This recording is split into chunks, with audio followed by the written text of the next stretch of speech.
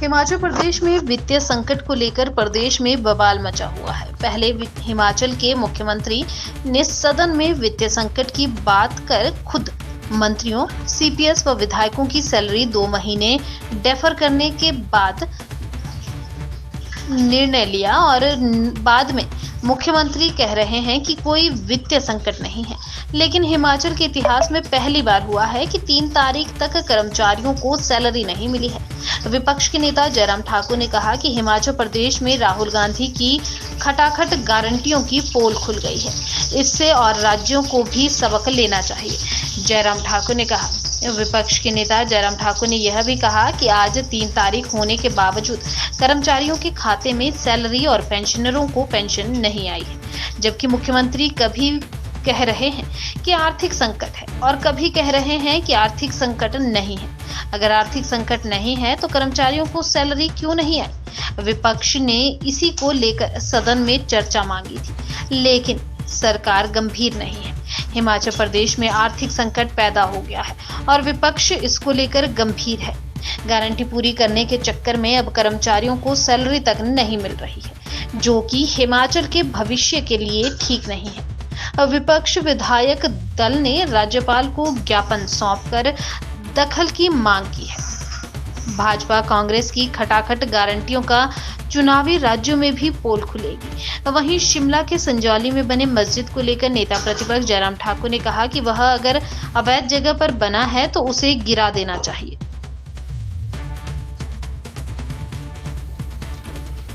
ये पहली बार शायद ऐसी परिस्थिति आई कि कर्मचारियों को 1 तारीख निकलने के बाद, 2 भी निकलने के बाद और 3 तारीख भी निकलने के बाद अभी तक सैलरी नहीं मिल पाई। और इसका अभिप्राय सीधा है कि हिमाचल प्रदेश में आर्थिक रूप से गंभीर संकट है। और कई बार मैं देखता हूं कि मुख्यमंत्री जी कभी बोलते हैं संकट है और कभी बोलते हैं कि संकट नहीं है, और कभी तो ऐसे भी बोल देते हैं कि 2027 तक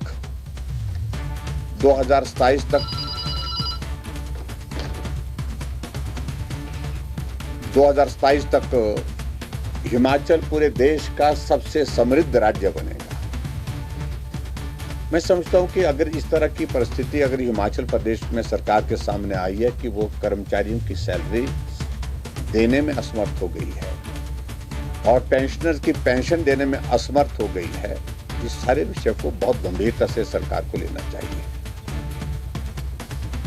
आर्थिक दृष्टि से हिमाचल दिवालियापन के कगार पर लगभग जो खड़ा होता दिख रहा है।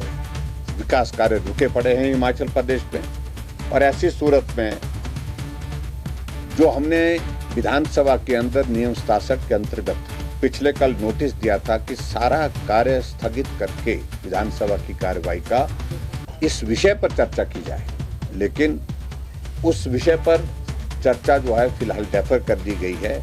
और आज विधानसभा अध्यक्ष महोदय जी ने कहा है कि, और मुख्यमंत्री ने भी कहा है कि उस चर्चा को हम जल्दी लाने की हम कोशिश करेंगे। जब चर्चा होगी तो विस्तार से हम बात कहेंगे, लेकिन यह हकीकत है कि हिमाचल प्रदेश बहुत घोर आर्थिक संकट के दौर में से गुजर रहा है। देखिए, केंद्र जो प्रदेश को जो मदद देते हैं, उस मदद के जो माध्यम हैं वो बहुत स्पेसिफिक हैं। केंद्र से क्या मिलता है? केंद्र से यही मिलता है कि रेवेन्यू डेफिसिट ग्रांट जो हिमाचल प्रदेश को मिलती है, 6 तारीख को शायद मेकल में उसकी एक किस्त आने वाली है, और उसे रोका नहीं गया, ना पहले रोका गया ना आपकी बात रोका गया है। और इसके अलावा वो केंद्र से क्या मदद चाहते हैं?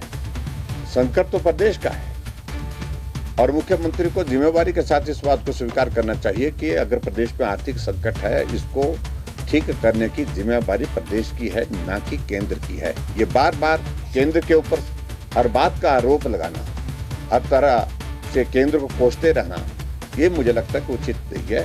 रास्ता क्या निकलता है, उस रास्ते को निकालने के लिए प्रदेश में अगर सरकार कांग्रेस पार्टी की है तो जिम्मेवारी भी उस सरकार की है, मुख्यमंत्री की है। सर, आप ये देख रहे हैं कि ये जो आ गया है या इसकी नहीं, देखिए, उसकी वजह तो है ही है, क्योंकि सत्ता को हासिल करने के लिए झूठी गारंटी दी गई और उन गारंटियों में से थोड़ा सा पोर्शन, एक आधी गारंटी का जब अभी लागू करने की इस दिशा में आगे बढ़े तो प्रदेश आर्थिक संकट में आ गया है। अगर जिम्मेवार है तो मैं समझता हूं कि कांग्रेस पार्टी की सरकार जिम्मेवार है।